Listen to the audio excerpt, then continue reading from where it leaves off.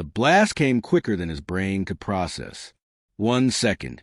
Sergeant Daniel Raines was crouched behind a crumbled alloy barricade, rifle cradled against his chest, scanning the smoke-choked corridor for hostiles. The next, his HUD screamed warnings. Explosive signature detected. Too close. Too late. He didn't think. Instinct cut through the fog of war like a blade. The girl, she was there, frozen in the open, wide black eyes reflecting the flickering emergency lights. Small, fragile frame covered in ceremonial robes, her forefingers trembling as she clutched at the air like a child reaching for a vanished parent. An alien child, though not so alien in her terror. The shaped charge detonated. Raines threw himself across the corridor, his armored bulk slamming into her and forcing her to the ground. A heartbeat later, shrapnel howled through the air. Razor fragments tore into his back, punching through composite plating, carving into muscle and bone. The sound, like 1,000 wasps tearing flesh from steel. Pain erupted white-hot, stealing his breath. The impact lifted him, shoved him down onto the child, shielding her body beneath his own. He didn't cry out. Training, instinct, pride. Who knew? His lungs convulsed, his chest burned, but he stayed on top of her, protecting, always protecting. The shockwave passed. Alarm shrieked through his cracked helmet speakers. His HUD sputtered, red across the board. Spinal trauma. Internal bleeding. Critical. He felt warm liquid crawling down his ribs beneath the armor. Blood, his blood. He could barely move. His arm twitched as he pressed it against her small head, keeping her flat against the deck. Her voice was a choked whimper in some lilting alien tongue. He didn't understand the words, but the tone pierced him all the same. Fear. Confusion. A child begging the universe to make sense. "Stay down," he rasped, though she wouldn't know the language. His throat tasted of copper. Footsteps. Shouts. His vision blurred, colors bleeding into shadow. He tried to turn his head, to see if reinforcements had arrived, but the weight of his own body betrayed him. Gravity felt like an ocean pressing him deeper into the girl he sheltered. She shifted slightly beneath him, small hands pressing against his chest. He wanted to tell her not to move, not to push, but his mouth wouldn't form the words.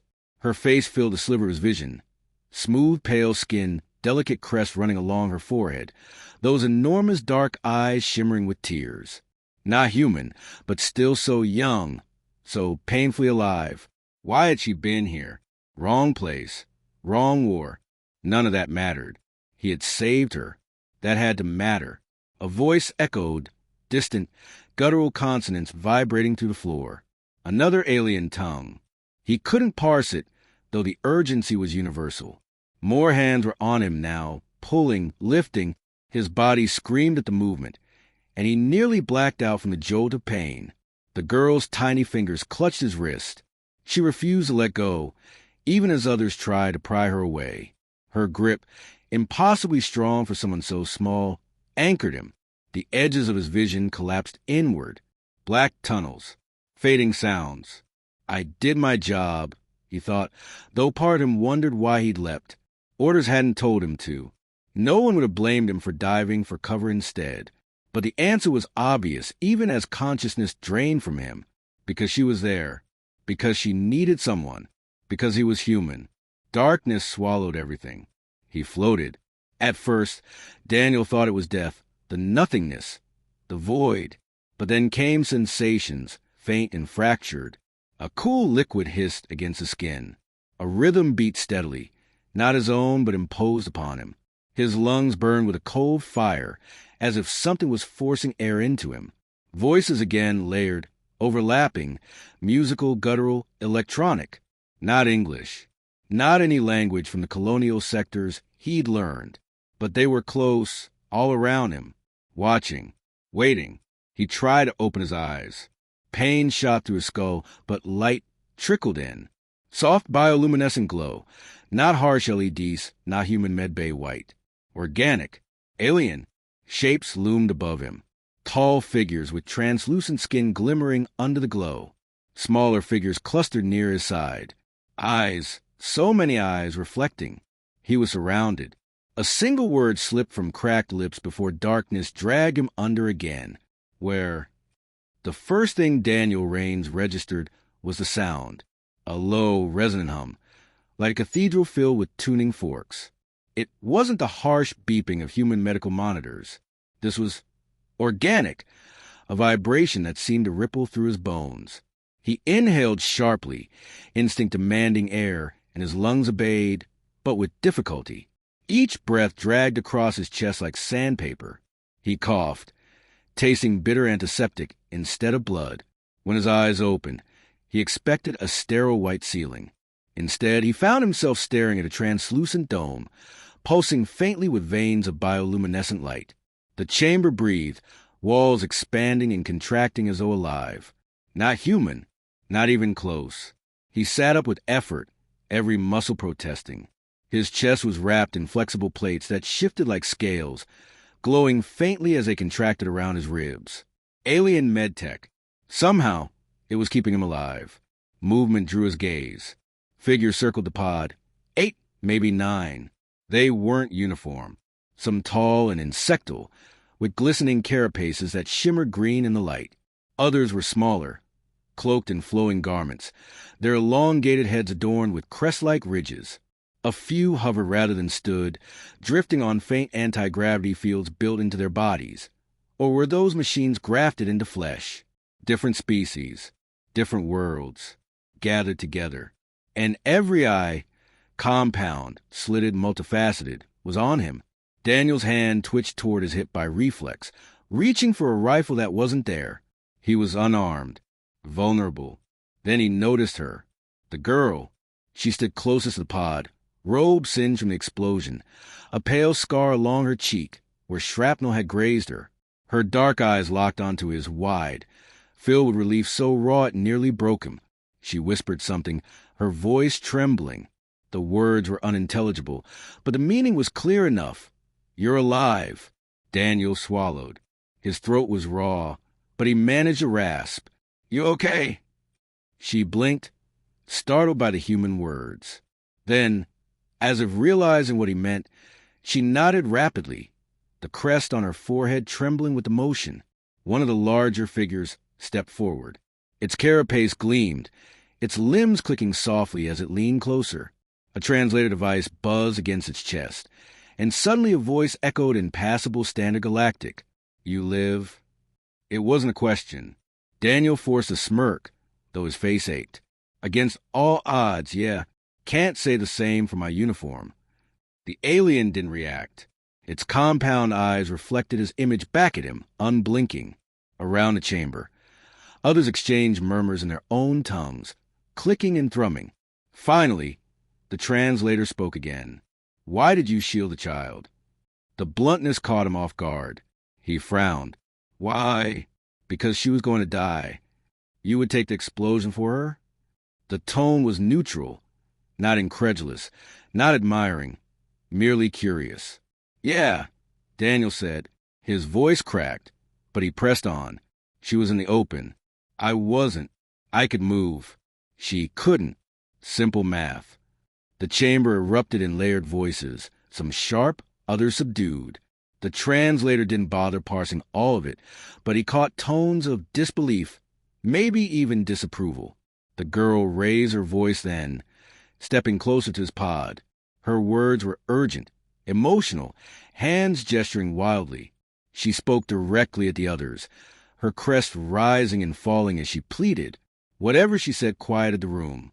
The aliens settled, though their stares didn't soften. The translator buzzed. "She claims you saved her. She says your body absorbed the storm meant to end her line." Daniel blinked. "End her what?" The insectal alien tilted its head. "She is the firstborn of her brood line, the last child a house nearly extinguished by war. Her survival carries weight far beyond her flesh." The girl's gaze dropped, as if embarrassed by the declaration. Daniel exhaled slowly. He hadn't known. He hadn't cared. She was a kid. That was enough. Another voice joined the conversation. This one from a cloaked figure whose body shimmered faintly in and out of phase, like light through water. Its tone was harsh, syllables cutting. The translator rendered it as. He did not act as any thinking species would. He risked certain death for a stranger of no tribe. This behavior is aberrant, dangerous. Daniel's jaw tightened. Dangerous? I kept her alive. You're welcome. Several aliens hissed or clicked, as though his tone was offensive. The translator buzzed again. You value the life of another above your own? He stared at them, baffled. Of course I do. Isn't that what people do? The silence that followed was heavier than any explosion. For them, clearly, the answer was no. The girl broke it first. She stepped closer until her small hand rested against the edge of his pod, trembling but determined. Her voice rose again, strong now, filled with conviction. She pointed at him, then pressed her hand to her chest. The translator crackled, late to catch her meaning. He chose me over himself. No other would have. This is not danger. This is gift. Her words rippled through the assembly. Some hissed in disapproval. Others seemed thoughtful. Daniel leaned back against the pod, wincing as pain lanced through his side. He didn't understand their politics, their hierarchy, any of it. But he understood one thing clearly. They had never seen anyone do what he did. To them, it wasn't just a soldier saving a kid. It was an anomaly, a disruption, a threat, or a revelation. And they were all staring at him, as if trying to decide which. The med pod released him 2 days later. Daniel's legs were shaky, lungs still burning with each breath. But the alien biotech had done its work, patched organs, mended bone, sealed torn muscle with threads of living fiber. His body felt like a borrowed machine. Functional, but not quite his. The moment he stepped into the open chamber beyond the infirmary, dozens of eyes turned toward him. The room wasn't just medical staff. Representatives from a dozen species crowded the space, their voices a storm of whispers, trills, and clicks. They weren't just watching him. No, it was sharper than that. They were studying him. The girl, his girl, he found himself thinking, stood close at his side. She had refused to leave him since he woke. Now she kept her small frame pressed near his arm, like a shadow bound by loyalty. Daniel leaned down slightly. What's going on? She met his gaze, crest trembling. Council, all council. Her standard galactic was broken, childlike, but clear enough. Council. He didn't like the sound of that. A tall being with elongated silver skin and eyes like liquid mirrors raised a hand, silencing the chamber. Its translator pulsed. Human, word of your action has spread beyond this station. All sectors debate your choice. Some call it valor. Others call it corruption. All agree it is unprecedented. Daniel rubbed the back of his neck. All I did was stop a kid from dying. Why is that so complicated? The mirrored being tilted its head. Because no species does such things. Survival is absolute. To spend it on another, especially outside one's blood, is against nature. Daniel barked a laugh, though it came out ragged. Guess I didn't get the memo. The chamber rippled with discomfort. Some hissed. Others leaned forward, fascinated. Another figure stepped out from the crowd, broad, scaled, shoulders covered in jagged armor plating. Its voice growled through the translator. We cannot trust them. A species that values a stranger above the self is a species that cannot be predicted. Today, he throws himself on Shrapnel. Tomorrow he throws his kind against entire fleets. Murmurs of agreement followed. The girl snapped back in her own tongue, crest flaring. Her voice shook, but her words carried fire. The translator stumbled to keep pace. He saved me. He gave pain, blood, life for one not his own. That is no danger. That is hope.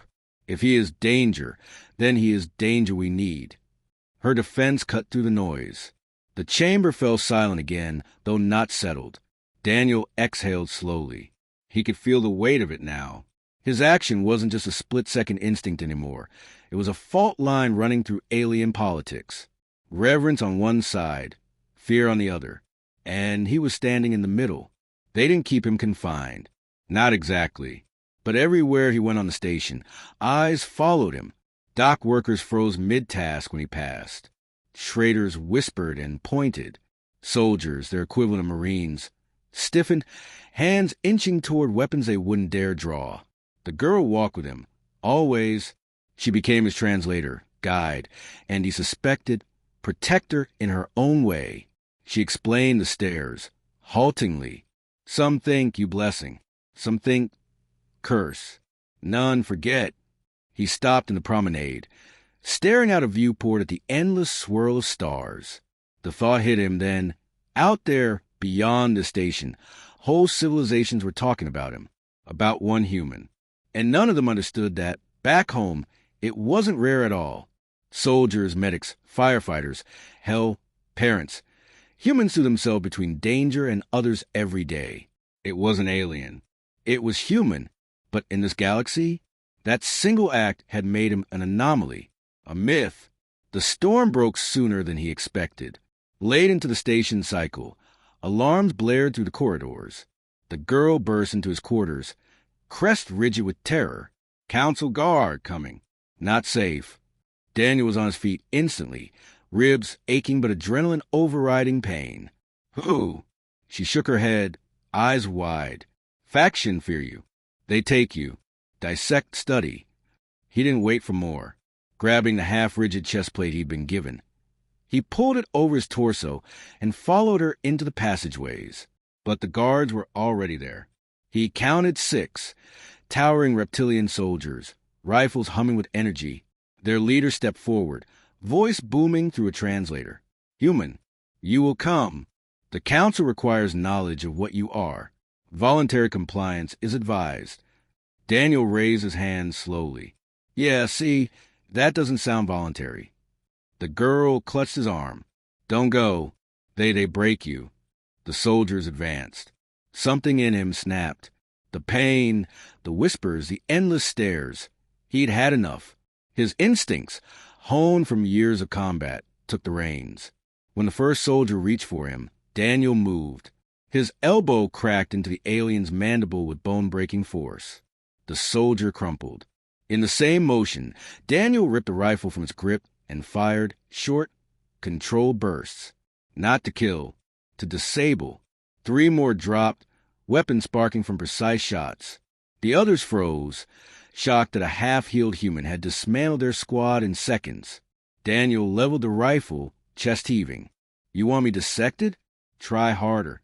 The girl stared up at him, eyes wide not with fear, but awe. For the first time, she and the aliens watching from the shadows saw something beyond sacrifice. They saw what a human could do when pushed, and it terrified them. Later, rumors spread across the station like wildfire. The human had defied the council guard. The human had fought trained soldiers barehanded. The human bled, and yet would not fall. To some, he was now a symbol of defiance, a savior wrapped in mortal flesh. To others, proof of their darkest fear, that humanity was uncontrollable, unpredictable, too dangerous to exist unchecked. And in the center of it all, Daniel sat in the darkest quarters, rifle across his knees, listening to the girl whisper softly in her language beside him. He hadn't asked for this. He hadn't wanted it. But it didn't matter. The galaxy had seen him bleed for another, and now it would never forget. The station was never the same after the fight. Wherever Daniel went, whispers followed like shadows. Some bowed their heads as he passed, reverent. Others turned away, muttering slurs in alien tongues. And more than once, he caught the glint of weapons trained on him from balconies, only to lower again when they realized he was watching. The girl, ever at his side, seemed unaffected by the tension. She moved with new confidence, her crest high. Saving her had made him dangerous, but it had also made her untouchable. And together, they had become a story the galaxy couldn't stop telling. The council summoned him again. This time, the chamber wasn't filled with mid-tier delegates or local authorities. No, these were power brokers, voices from core civilizations, the ones who dictated policy across light years. The mirrored one, the insectal general, the cloak-phased being, all returned. Their voices merged into a storm of debate, the translators straining to keep up. Finally, the silver-skinned elder cut through the noise, its liquid eyes fixed on Daniel. Human, your act has destabilized balance. Fleets argue, factions divide. Some seek alliance with you. Others demand your removal. You are not just soldier. You are fulcrum. Daniel let out a breath. He hadn't asked for this. He hadn't signed up to be anyone's fulcrum. He'd signed up to keep his squad alive, to fight his wars, to make it home in one piece. But now, home felt impossibly far away. He met the alien's gaze. So what happens next? You kill me? Lock me up? Put me in a cage and hope the story dies with me? The insectal general's mandibles clicked sharply. If we kill you, martyrdom strengthens your myth. If we cage you, factions rise in your name. We cannot unmake what you have done. The girl stepped forward, voice clear despite her youth. She spoke in her own tongue, but this time the translator caught every word. You cannot cage light once it is burned. He gave his life to me. He gave pain to shield me. If you fear that, then you fear hope. The chamber buzzed with tension. Daniel shook his head, chuckling despite the danger. You're all missing the point. Back home, what I did isn't a miracle. It's just what we do. You don't leave someone to die when you can stop it. Doesn't matter if they're your blood, your squad, or some stranger you've never met. The silence that followed was heavier than steel. The cloak being finally spoke, voice sharp as broken glass. If this is true of all your kind, then humanity is both salvation and catastrophe. Daniel smirked. Yeah, we get that a lot. They didn't execute him. They didn't cage him. Instead, they did something stranger. They released him. Because the truth was already spreading faster than any council edict could contain. Across the galaxy, worlds debated the story of the human who bled for an alien child. To frontier miners, he was proof that strangers could be trusted. To militarists, he was evidence of human recklessness.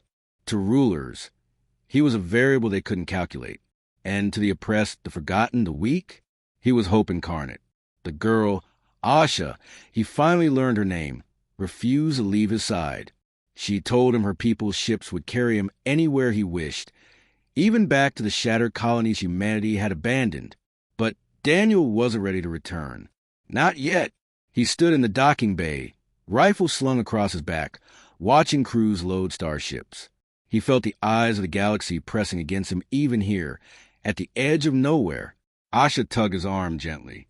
Where go? She asked. He stared out at the void, stars scattered like shards of glass across the black. Not home. Not yet. If they think humans are a myth, maybe it's time to show them the truth. Her crest dipped, uncertain. Truth. Daniel knelt so his scarred face was level with hers. The truth is simple. We don't run. We don't hide. And when someone's in danger, when the universe throws hell at you, you don't ask if they're your people. You stand. You fight. You bleed if you have to, because that's what it means to be us.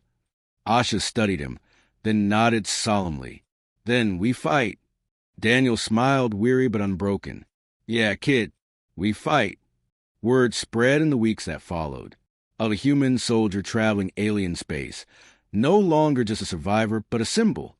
Of a child who walked beside him, heir to a brood line saved by a sacrifice. Of worlds where his presence sparked riots, and others where statues already rose in his likeness.